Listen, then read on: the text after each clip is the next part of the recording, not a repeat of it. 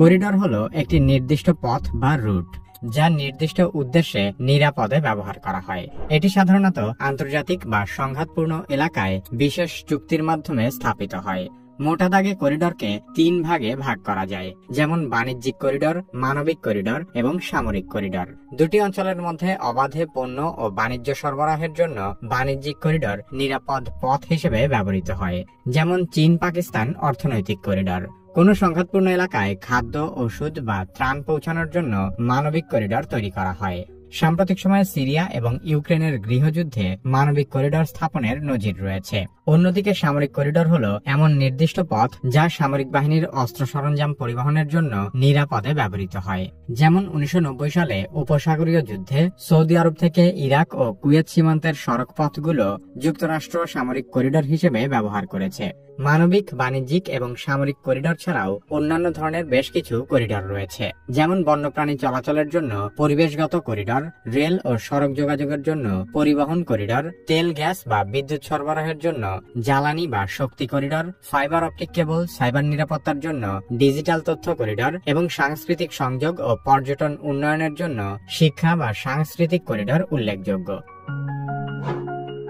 কোন সংঘাতপূর্ণ বা দুর্যোগ আক্রান্ত এলাকায় খাদ্য, ওষুধ, পানি বা চিকিৎসা সরঞ্জামের মতো জরুরি ত্রাণ সামগ্রী পৌঁছানোর জন্য মানবিক করিডোর ব্যবহৃত হয়। এটি বেসামরিক নাগরিকদের জীবন রক্ষা এবং মানবিক সংকট মোকাবেলার লক্ষ্যে স্থাপিত হয়।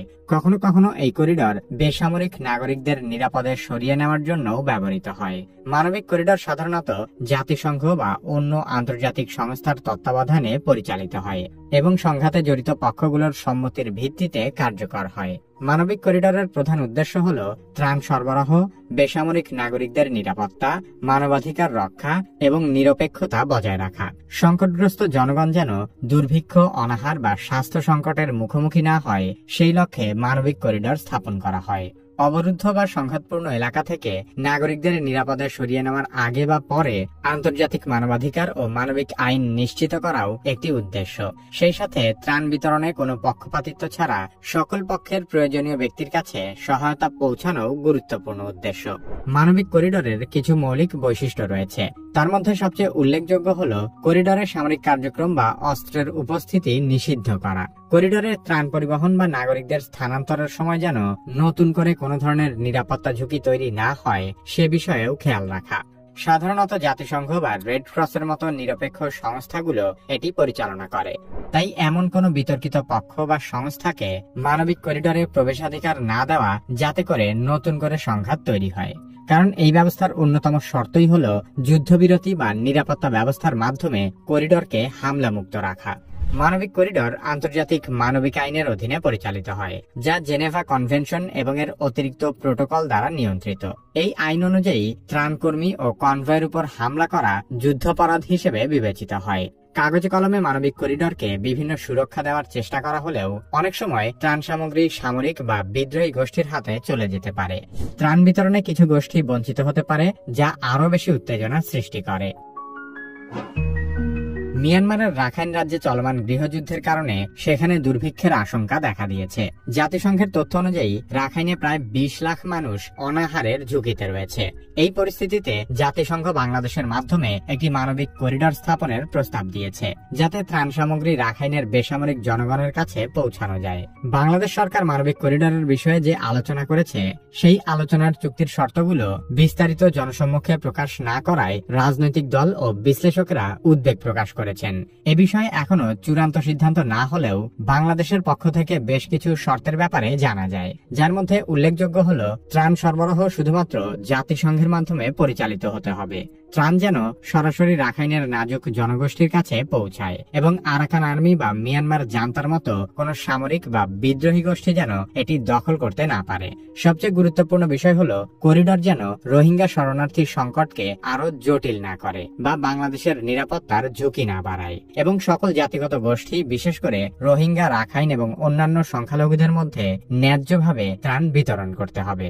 মানবিক করিডোর বাস্তবায়নের চুক্তির শর্ত হিসেবে এসব বিষয় আলোচনা করা হলেও বাস্তবে পরিস্থিতি অনেকটাই ভিন্ন।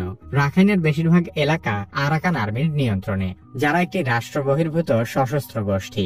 সে কারণে ত্রাণ সামগ্রী তাদের হাতে চলে যাওয়ার আশঙ্কা রয়েছে। করিডোরের ফলে নতুন করে রোহিঙ্গা শরণার্থী বাংলাদেশে প্রবেশ করতে পারে। এমনকি বিগত কয়েক মাসে লক্ষাধিক রোহিঙ্গা নতুন করে বাংলাদেশে প্রবেশও করেছে।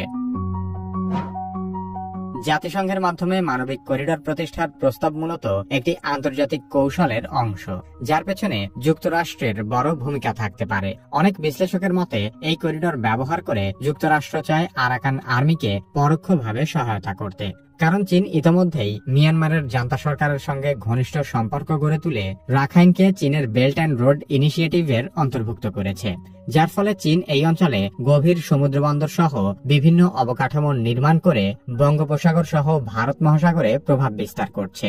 ফলে এখানে সরাসরি নিয়ন্ত্রণ করতে না পারলেও যুক্তরাষ্ট্র এবং তার মিত্ররা রাখাইনে অস্থিতিশীলতা সৃষ্টির মাধ্যমে চীনের প্রভাবকে ভারসাম্যহীন করার চেষ্টা করতে পারে।